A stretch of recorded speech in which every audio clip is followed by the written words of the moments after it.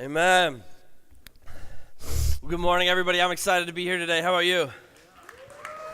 All right. I got a little bit of a cold, so you might have to bear with me as I cough and hack my way through this.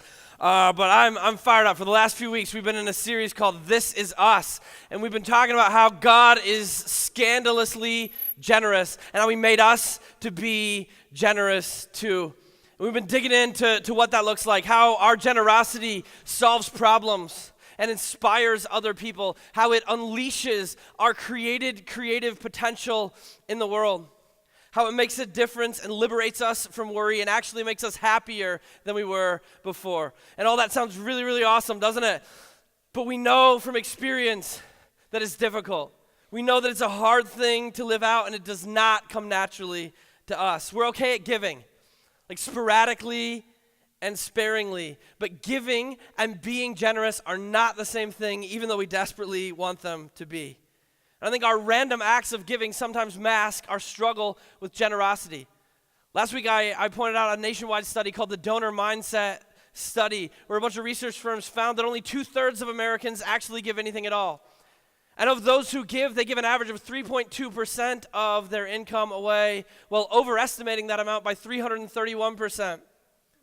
Almost 40% of givers believe that they're giving 10% or more of their income away, when in reality it's less than 4% of them. There's a disconnect in our minds and our hearts when it comes to releasing our money and our stuff.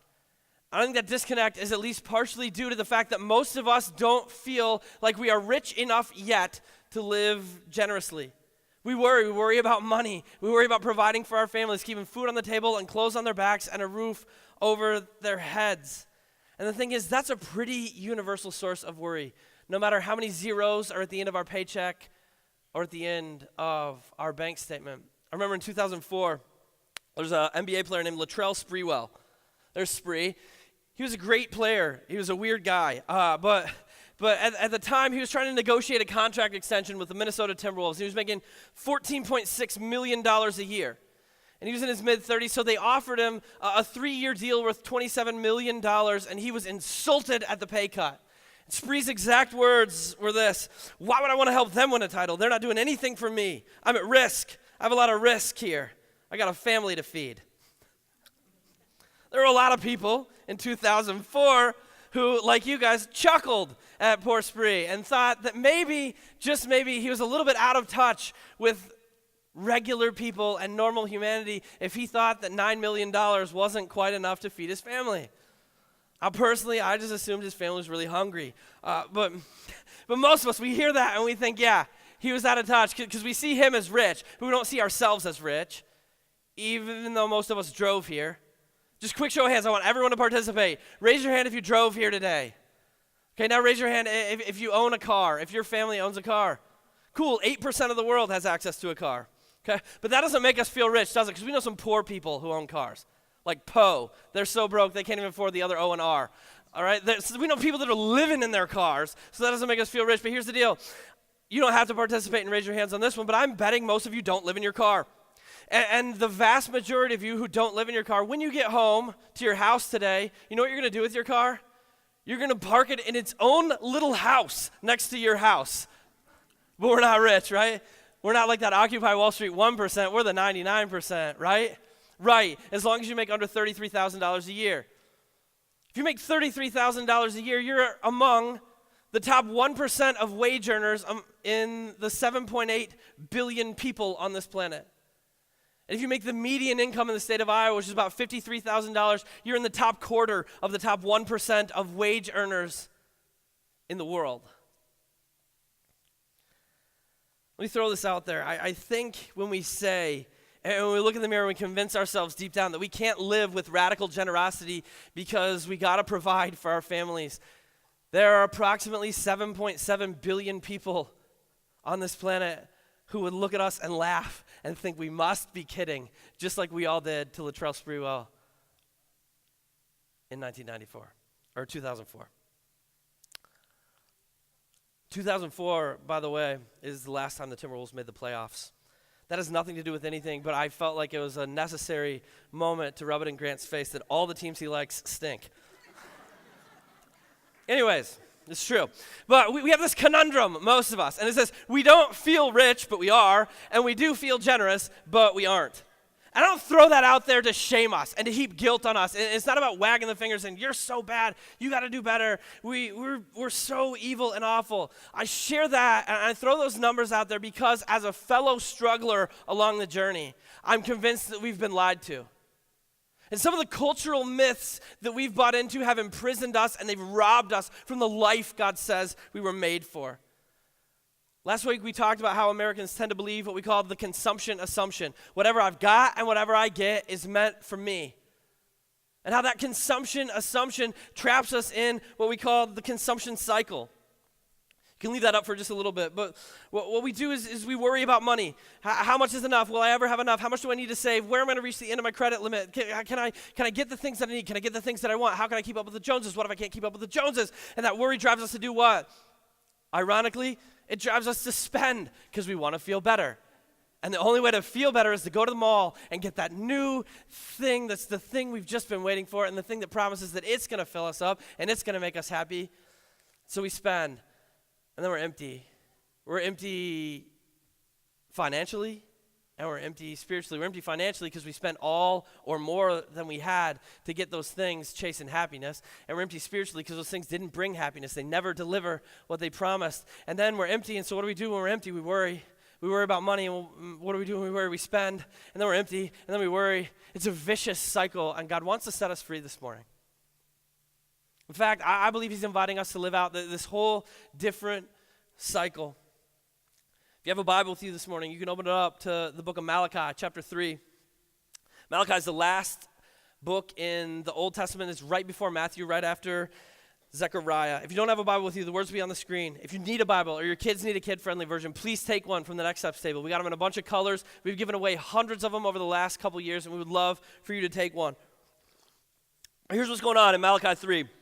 The nation of Israel at this point was split into two kingdoms, the southern kingdom called Israel, the northern kingdom called Judah. And Judah had been conquered a couple hundred years before Malachi by the Assyrians. And it was basically destroyed. Jerusalem was left in rubble and ash. But 50 years before Malachi, this guy named Nehemiah caught a vision. And he went back to Jerusalem, and he rebuilt the wall, and he rebuilt the city. And at this point in time, when Malachi comes along, things are flourishing. Okay, they're paying a pretty heavy tax to Assyria, but the economy is starting to boom again, and the people of Judah are living in a nation that's relatively safe and relatively affluent when most of the world isn't. Does it sound like any other nation you've ever heard of?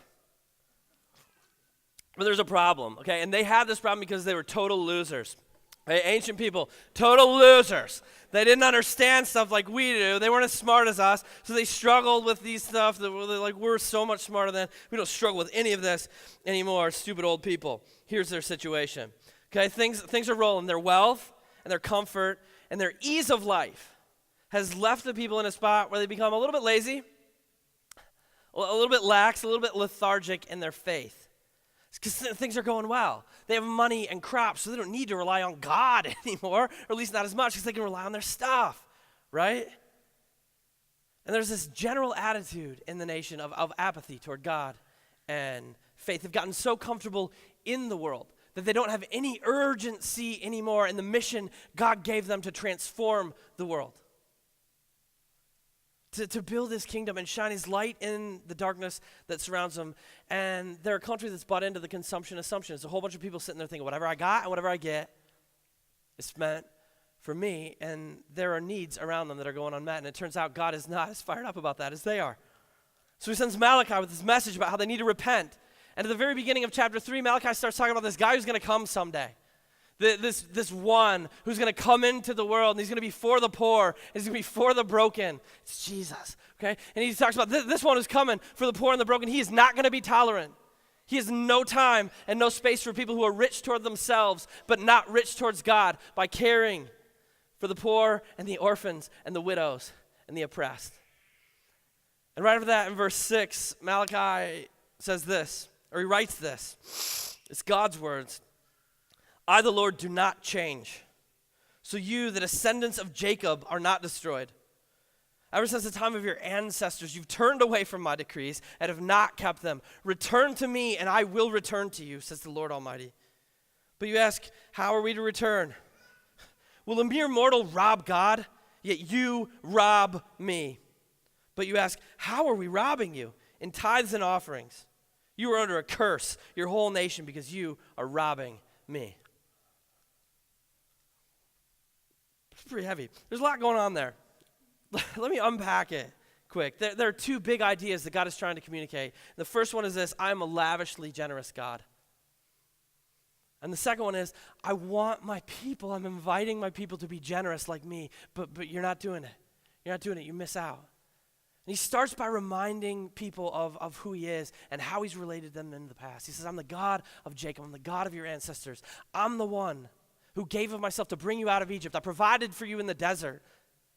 You turned away from me, I chased you down. You turned away from me, I chased you down again. Your nation was destroyed, I rebuilt it. This is how I provide, this is how I love, and this is what I do because it's who I am. He says, I don't change. You don't have to worry about that. I am generous all the time because I'm love. And generosity is what love looks like when it's lived out in the world. So God starts by reminding his people who he is. And then he reminds them who they were made to be. Because from the very beginning, like Adam and Eve, very beginning, God's told his people, you are made in my image for a relationship with me and relationship with others and living out the fullness of that. Like finding true life and meaning and purpose means living generously in the world because of the love that is inside of you. He tells them, this is how I want you to be so that all the needs around you are met and so that a world living in brokenness and need can see my love through your lives and turn to me. This is, was, and always has been God's plan for God's people. So with the nation of Israel, with the nation of Judah in the Old Testament, he lays out some ground rules. He's like, hey, this is what it can look like. And he calls them tithes and offerings, which are two different Hebrew words for two different things. God instructs his people to tithe. The first 10%. It means giving the first 10% of your income, produce, flocks, cattle, everything to God, bringing it to the temple because it's God's. That's the tithe. And then he says offerings are to be made out of excess. Whatever excess you have and whatever need you see, offer your excess to meet the need. That's God's design. But God looks down at the nation of Judah and what's happening? Not that. Not his design, not generosity, but selfishness. His people are skimping on the tithes and the offerings. They've made the executive decision that less than 10% will be fine. It won't matter. God won't care. He understands that I got to get that new chariot. And instead of taking care of the widows and the orphans and the poor, they decided, hey, whatever I got, whatever I get is meant for me. And people are starving all around them. And God's response to that is pretty intense.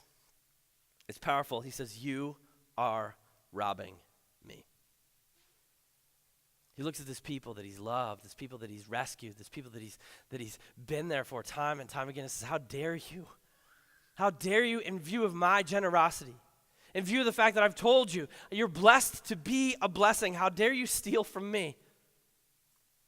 And make no mistake, when Malachi shares these words with the people of Judah, it's a shocking moment, okay? It's a pretty big shock to their system because they're a lot like us. Most of them are sitting there thinking, how did we steal from God? I didn't steal from God, at least not that I know of, at least not on purpose. Because like us, they thought stealing and they thought taking something that isn't yours. And they're trying to think back, like, no, man, all those times I was sitting in the temple, I never took anything out of the bucket. And most of us haven't either. When the bucket's passed, we don't take things out. My 3-year-old son, Tommy, has. The Beaverdale Parade, like 2 months ago, there were some people walking along collecting for charity, and he was used to getting candy, so he ran up, grabbed a 5 out of the bucket, and ran back. Pastor's kids are the worst. Anyways, most of us haven't pulled a Tommy, I hope. I don't have cameras, but if you're doing that, stop. All right, but most of us haven't done that, but God says, okay, stealing isn't just taking what's not yours to take. Stealing is keeping what's not yours to keep. So look at this nation, he says, you're robbing me by your selfish, materialistic lack of generosity by shortchanging the tithes and offerings. The stuff that I made you for, the stuff that I invited you into. And he says it's a cursed way to live. It's a cursed way to be in the world. And then he says this, in verse 10, says, bring the whole tithe into the storehouse, that there may be food in my house. Test me in this, says the Lord Almighty, and see if I will not throw open the floodgates of heaven and pour out so much blessing that there will not even be room enough to store it. I'll prevent pests from devouring your crops, and the vines in your fields will not drop their fruit before it is ripe, says the Lord Almighty. Then all the nations will call you blessed, for yours will be a delightful land, says the Lord Almighty. This is such a cool passage. I think for you and me, or for you if you're anything like me, if sometimes it's a struggle to line your heart up with God's heart when it comes to generosity and giving our stuff away in the world, if sometimes you find yourself stressed out and worried about your finances, I think that this passage, if we get what God is saying, has the potential to bring liberation to our lives like we've never seen before. It's life-giving stuff. And there are a couple things in here about how to live generously that I think change our lens and help us break free from the consumption cycle and start living in a totally different cycle. And the first one is this. Generosity means giving strategically, not sparingly. Or rather than sporadically, sorry. Generosity means giving strategically rather than sporadically. Most of us are used to giving occasionally. When we have a little bit left over, when we see a need, when we get asked to give, when something tugs at our hearts, or when we have people in our lives who have a need, we're used to giving a little bit to meet that need, and that's a good thing. Like sporadic, spontaneous giving to meet needs around us is not something we need to stop, but if that's the only way you give, you're missing out. God says you're missing out if that's the only way you give on the opportunity to make a bigger impact, on the opportunity to live the life that you were made for, and on the opportunity to be truly set free and truly liberated from all the fear and all the anxiety that you have in your life about your finances. Generosity means giving strategically. It's like the wise men when they went to visit Jesus, right?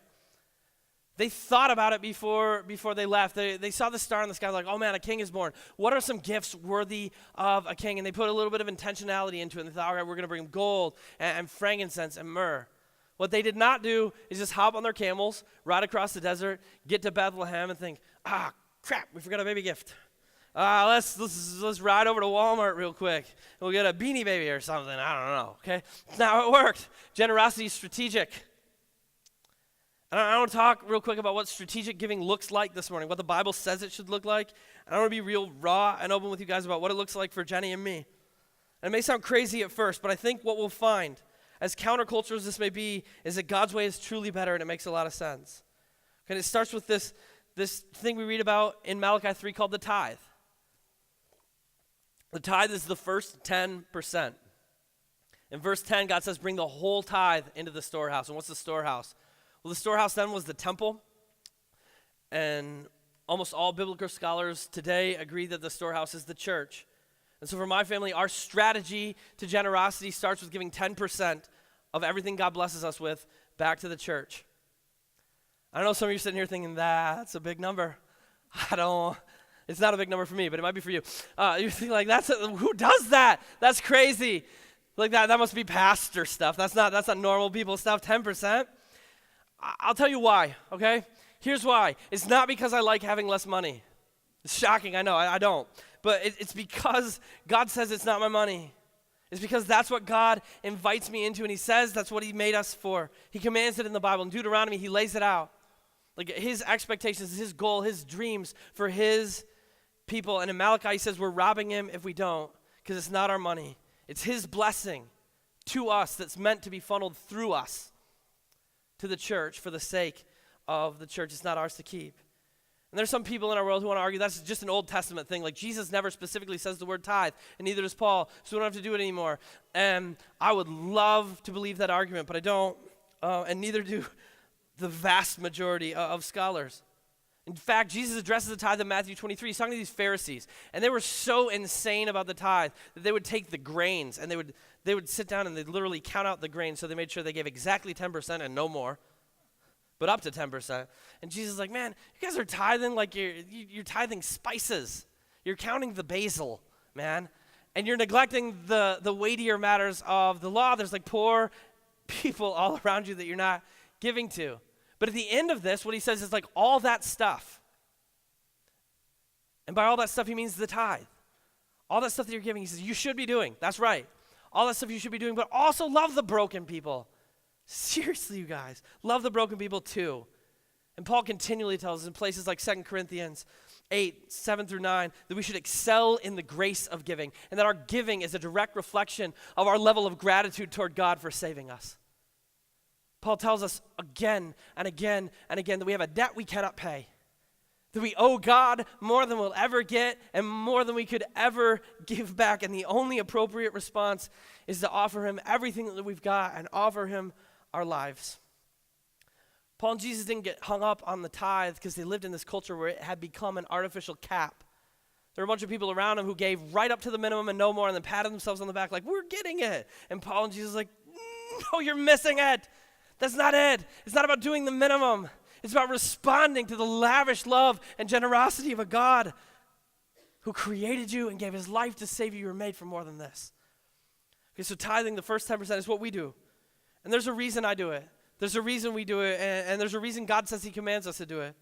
In Deuteronomy 14, 22 and 23, God says, be sure to set aside 1/10 of all your field's produce every year, so that you may learn to revere the Lord your God always.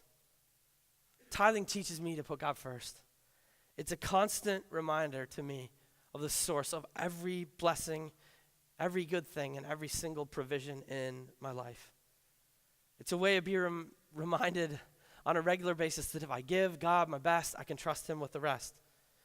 And it increases my faith. I'm convinced at the core of who I am, convinced of the goodness and the provision and the faithfulness of God. Some of you are squirming right now. You're pale as a ghost. I can see you. There's enough light. I'm just not happy. Some of you, I know some of you are sitting there thinking, I wish I would have slept in today. And some of you who aren't Christians are thinking like, thank God, if there is one, that I'm not a Christian, because that's crazy. These people are crazy. And I know the objection in our heads and our hearts. Like Mike, for me to do that, you don't even understand. For me to get to that point, tithes and offerings, I'd have to completely rearrange my life. I'd have to make significant changes. I'd have to reprioritize everything. Is that really what you're asking me to do? Yes. That's pretty much what I'm asking. I believe that that's what God is inviting all of us into. I really do. I think that God wants to invite every single one of us to, in a really physical, tangible way, reprioritize our entire lives around our faith. And base every decision that we make and every thought that we think on the idea that he is at the center of it all, that he loves us and that he's faithful. I really do think that God's inviting us to order our lives around that, and I believe that it's better. I know that it's better. Like if God is trustworthy about the fact that he came and died to save us from our sins, then he's trustworthy about everything else too. He has to be. And I know this is difficult stuff. This is not simple. It's not an easy ask, and some of you might be frustrated right now. Some of you might even be angry right now because I'm making you really uncomfortable. My senior year in college, I got really sick. And I was just puking my guts out for a few days. Eventually cramped so bad I could barely move. I had to just curl up in a fetal position. I finally went to the doctor and they gave me some pills. But I puked them all out, and I felt like I was dying on my couch. And the next day, Jenny made me go back to the doctor. The doctor looked at me and thought for a second, and then he poked me right here. And I said, ah! And then he laughed. He said, your appendix is about to explode. I should have tested that yesterday. I didn't find it nearly as funny as he did. But I did learn something that day. When you get poked and it hurts, it means either somebody is poking too hard or it hurts because there's something wrong.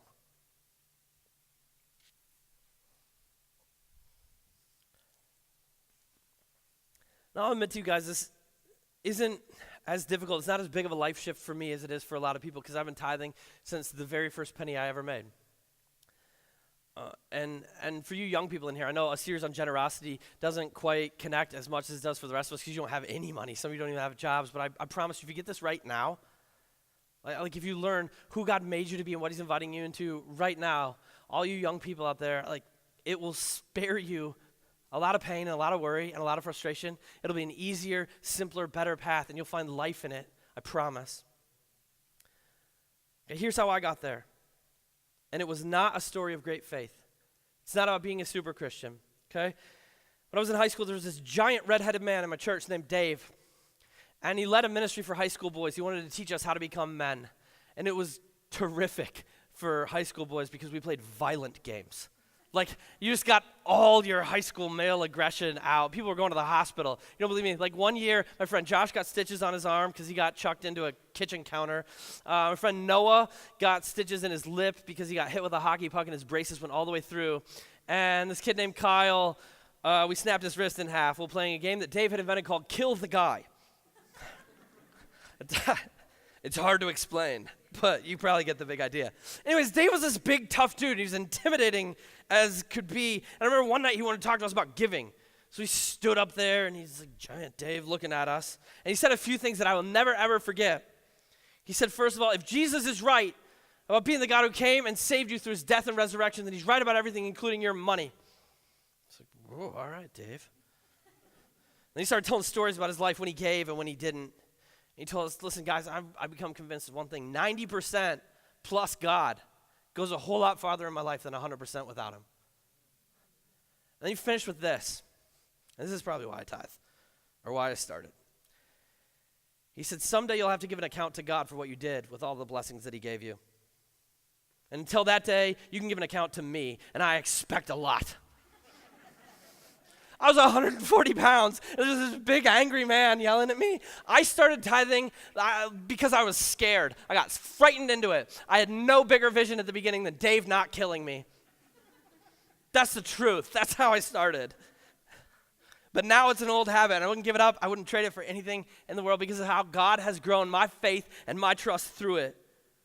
Look, I can stand here and tell you definitively this church would not be here now if I hadn't given from the time I was young and I didn't have that faith. If I didn't know that I know in my soul that God provides, no chance. Right? In those early days where this was a struggle, in the early days a couple years ago where this felt like a huge leap of faith, when Revision had $0 in our bank account, in the months where I didn't get paid but my mortgage company still wanted to. Like if I didn't know at the core of who I am that God provides, if I had any doubt inside of me, who knows? Who knows? But I know, because he's always faithful. I see some of you nodding your heads. You're tithers. You get it. You know too. You know too. You know what it's like to be liberated from that worry over whether God will or will not actually come through when he says he'll come through. I think God's inviting all of us, every one of us, to build our faith and to help us prioritize him through strategic percentage giving back to him out of what he's given us. And the second thing that gives us a new lens in this passage is this. I think generosity means giving freely, not frugally. Like God always invites us to give, and I'll be honest with you, sometimes he invites us to give more than we want, and sometimes he invites us to give more than we're comfortable giving, and sometimes he even invites us to give more than we can afford, and it's really frustrating. Okay, but Jesus constantly reminds his people over and over again that free giving is an incredible thing. There's this time in Mark 14 with this lady who had maybe a disreputable source of income, but she's been saved by Jesus. She wants to respond to that grace by taking this expensive bottle of perfume. And I mean 1 year's wages expensive. And she pours it out over his feet, and some people are like, what is going on? Jesus is like, no. She's being lavishly generous in response to the incredible gift of salvation that she's received. This other time in Luke 21, Jesus' disciples are watching as people funnel into the temple, and they watch a bunch of rich guys give big amounts but small percentages. And then they watch this little old lady, a widow, give her last coin. She's down to her last dollar, and she gives it, and Jesus looks and says, she's the one who understands. She's living and showing God's love in the world, and she's going to be blessed. Jesus promises us it's more blessed to give than to receive. He also says wherever our treasure is, there our heart will be also. Wherever your money is going, that's where your heart is. And I think if you want a heart that looks more like the heart of Jesus, if you want to know the love of God, you want to show the love of God to the people around you, if If you'd like to change where your heart is, change where your money's going, your heart will follow it. It works both ways. Generosity is about giving freely, not frugally, because the God of the universe loves so outrageously and extravagantly that he freely gave his only son to die on a cross that whoever might believe in him will not perish but have everlasting life.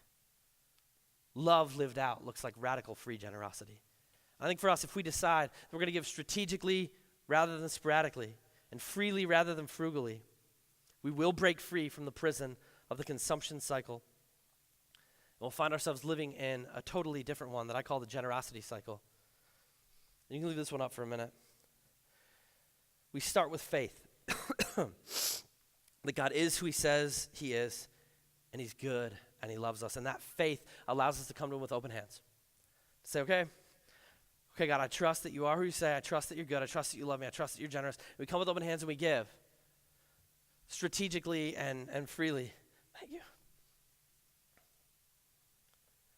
We give a percentage plus whatever else God tugs at our hearts for. And again, he will sometimes. He'll tug at our hearts for stuff. Here's the thing, when we're living selfishly, when we're living through this lens of self, when we're living out the consumption assumption, we tend to see people as objects to be used. When we start seeing people through the eyes and the lens of God, we start seeing them as gifts to be treasured. And so our hearts are going to break. There's not another way. There's no way around it. But our broken hearts lead to generosity, which leads to fullness. We're full because God is put in the right spot on our priority list. We're full because in giving, we learn how faithful he is to provide. Our trust goes and we're full of joy because we get a front row seat to the impact our generosity is making in the world. And we're full of purpose because we're living in a way there's a physical, tangible outpouring of God's love for the people around us.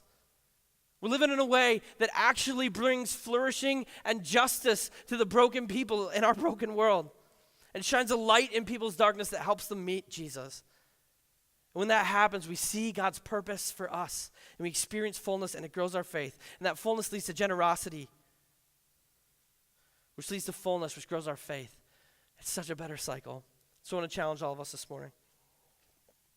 I want to challenge all of us to do what it takes to take one step out of the consumption cycle and into the generosity cycle. To have faith that God is who he says and his promises are true. And take a step toward giving strategically rather than sporadically, toward giving freely rather than frugally. Listen, I know that step for some of us cannot be from 0% to 10% in a day. That's just not reality. That's not something that we're financially able to swing. Not in a day. And it's a journey, but take that journey. Take the first step. I challenge you, pick a percentage that's a little bit scary and give it and see what God does. Make it happen. And I say all this with a disclaimer. I passionately want you to understand this is not about getting more money for revision. It's not. If you're offended and you don't ever want to give anything to this church ever, or you don't ever want to give again, don't. It's fine. I do not care. I do not care.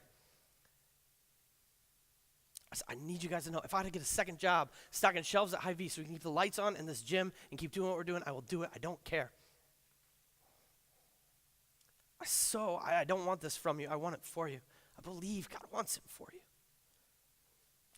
I love you guys. I love you more probably than you know, and in a deeper way than I have the eloquence to express. I know this isn't an easy thing to talk about or think about, but I think I love you too much to avoid it and to not tell you that God has an offer on the table. Just waiting. An offer of freedom from the worries and the stress of money. An offer of life that's truly life. An offer of meaning as we live and love like him. I just think life is most real and most worth living when we give ourselves away. Because we're created in the image of a radically self-giving God. So I challenge you to take a big step. You don't have to. The ball's kind of in your court at this point. And I won't know whether you do or don't. I don't look at how much you give. You can choose to stay in the consumption cycle. You can choose to keep on buying what the world is selling you. That if you just spend enough and you just get the right stuff, that'll cure your worries. That'll make you happy. That's the pathway to what you really need and what you really want. That's the pathway to security and peace and fullness and life. You can keep living in that trap. You're free to do it, but I love you too much to not let you know if you do what you are leaving on the table. Malachi 3:10 is the only verse in the entire Bible where God tells us to test him. In fact, in the Old Testament, it was a command not to test God. When Jesus got tempted by Satan in the desert, Satan told him, hey, do this, and Jesus quoted it. He said, no, thou shalt not test the Lord your God. We don't test God except for one place, here. In the area of money and finances, here in Malachi 3:10, God says, no, test me on this one, because he knows how easy it is for our hope to migrate to our stuff. He says, test me. And he gives us a promise. Try it out, see what happens. Test me in this, says the Lord Almighty, and see if I will not throw open the floodgates of heaven and pour out so much blessing that there will not be room enough to store it. He's not talking just about financial blessing here. It's holistic. It's not just a personal investment strategy like, oh, I'll give God $1 and he'll give me 10. That's not it. He's talking about blessing financially. He'll provide for us. He's talking about blessing spiritually. He'll give us meaning and purpose. He's talking about blessing emotionally. He'll give us relationship and faith. This is a holistic concept. Will you test God this week? Will you do it? Will you try it out? It may not be an easy first step, but see if God will be true to what he promises. One of my favorite writers of all time is a guy named G.K. Chesterton. He was a 19th century English guy. He wrote this: the Christian ideal has not been tried and found wanting. It has been found difficult and left untried. If you don't try, if you can't get there, you're missing out. I want to show you what it looks like. Olivia, can you come up here real quick? This is what it looks like. All right, I got $2. I want you to put one in each hand and then just hold it really, really, really tight. Do not let it go. Don't let anyone take it away from you. Okay? This is what it looks like when we cling to our stuff. Okay? Now I want you to say, what I got and what I get is for me. What I got and what I get is for me. Okay, this is us. What I got and what I get is for me. When we cling to it, when we're holding on, when we close our hearts off to generosity, we leave life, we leave freedom, we leave faith, we leave growth, we leave a chance to live in a manner that blows our hurting world away with the love of Jesus. We leave that all on the table. And we cling to it. We clench our fists, believing somehow that if we opened them, we would have less. And that what we got inside is more, and what we got inside is better. And this is what we leave on the table. God is saying, let me bless you. No, cling. Closed hands. We're clinging to it. That's more. Let me bless you. Let me grow your faith. Let me open the storehouse of heaven. Let me give you what you need. I got enough. I got enough for you. I want to give you faith. I want to grow your money. I want to give you enough to provide. I got enough. And here we are. No. I can't open up my hands. What I got is more. And God is saying, I want to unleash the storehouse of heaven. I want to give it to you, but you got to open up your hands to get it. Thank you. You can go sit down. You can keep the $2. I'm feeling generous. Also, I got them from Grant this morning. True story. All right, here's my question. Here's my question for all of us. Do you have a big enough God to live open-handed because you know he'll never leave you empty-handed? Do you? I do. That's what he promises us, and I think if we'll believe him, and if we'll live in this crazy, generous way that he invites us to, it will change our lives. And it will set us free to be the future-generating, world-changing, love-saturated people he made us to be. And it will point a desperate and hurting world toward the Jesus that they need. Will you guys pray with me? Heavenly Father, thank you. Thank you for your radical, incredible, outrageous generosity to us. The time after time we've walked away, you've chased us down because you love us. The time after time when we've been selfish and stingy, you've blessed us anyway because you love us. Lord, help us live out your love in a world that's desperately hurting and desperately in need. Help us live in a way that points people toward you by reflecting who you are, by reflecting your love and your incredible radical generosity. It's scary. God, it's scary for us. We've been told our whole lives in this culture that our hope, that our future, that our trust should be in our stuff, our finances. And the idea of offering up to you all that we have as though it came from you is countercultural. God, I pray that in us, you would do a great work, that you would grow faith. You'd help us see who you are and how you love and know how you provide. In Jesus' name, amen.